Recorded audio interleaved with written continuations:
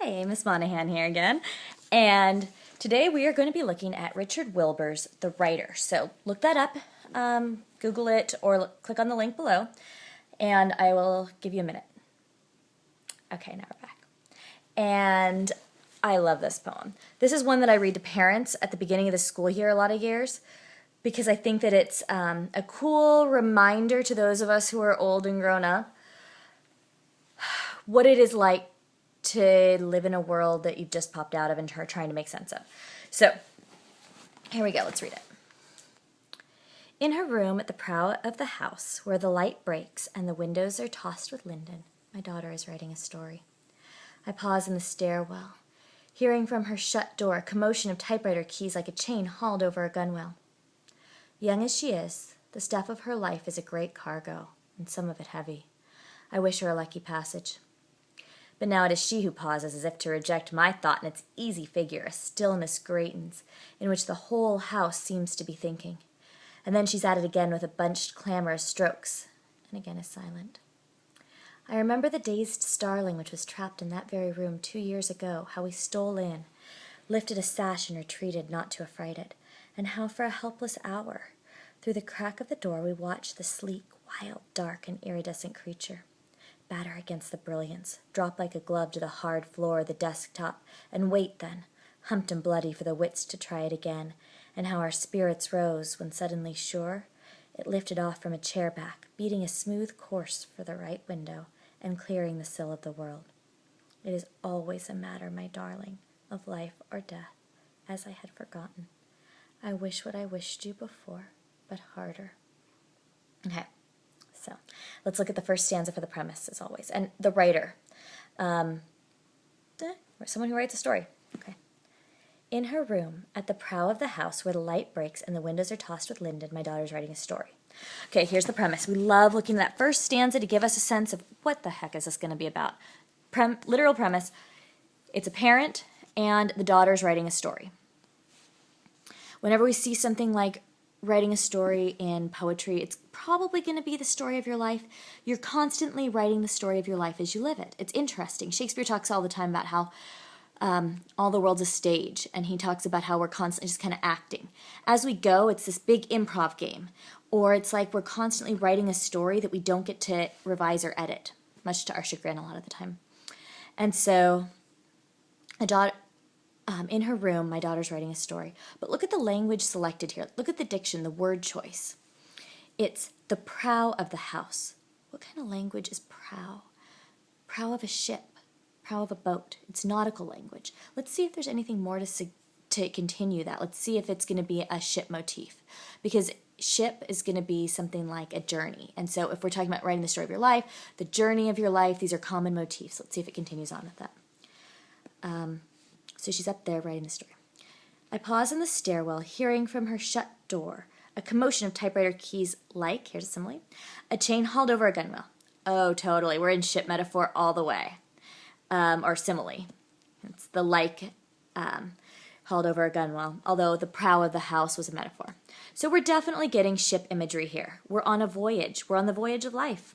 Whenever you see roads and paths and journeys, that's going to be the journey of life. Whenever you see a voyage, a ship, this is the story of our existence. Young as she is, the stuff of her life is a great cargo, and some of it heavy. I've been teaching long enough to know that some of you, the stuff you're dealing with, loss of parents divorcing, illnesses, yours, your parents, breakups, that heartbreak, oh my gosh, the first time, awful. You're dealing with stuff. I know you are. And if you aren't yet, you will. Sorry, hate to break it to you. Great cargo. Stuff of her life is great cargo, some of it heavy. You've got lots of stuff going on. You're carrying lots of stuff. I wish her a lucky passage. I wish all of you a lucky passage too. That's all I can do. I can just wish for you. And that point's going to come up more and more as we go on. But now it is she who pauses, as if to reject my thought in its easy figure. Yeah, simple, easy. I just want to give you a lucky passage and move on, but it's not that easy. It's never that easy, is it? I wish it were. A stillness greatens, in which the whole house seems to be thinking. Okay, so house is thinking. And then she's at it again with a bunched clamor of strokes and again is silent.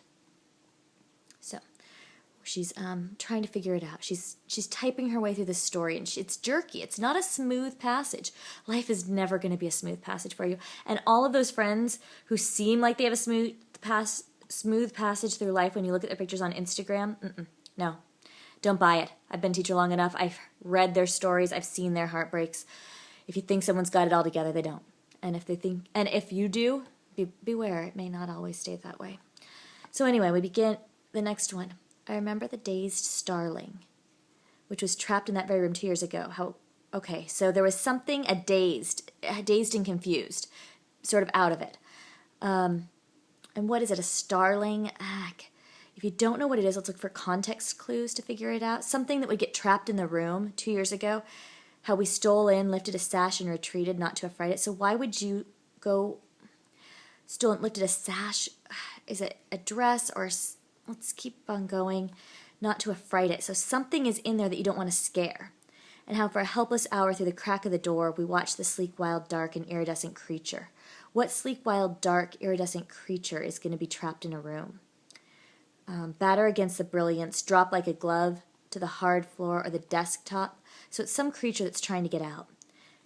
And wait then, humped and bloody for the wits to try it again, how our spirits rose when suddenly shirt lifted off from a chair back, beating a smooth course for the right window and clearing the cell of the world. Oh, bird, that's what it's got to be, right? A starling. Go check. Starling. It's a bird, right?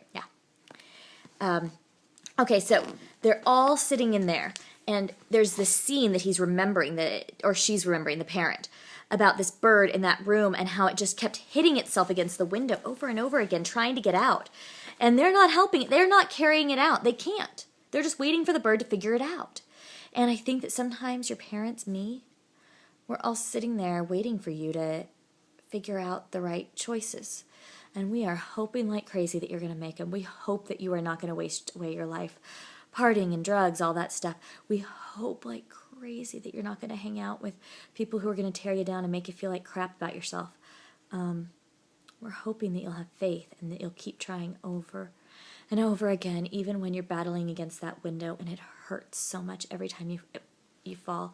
And for those of you who have people who care about you, I know I care about all my students, watching you fall over and over, it kills me a little bit each time. And but then there's the beauty part.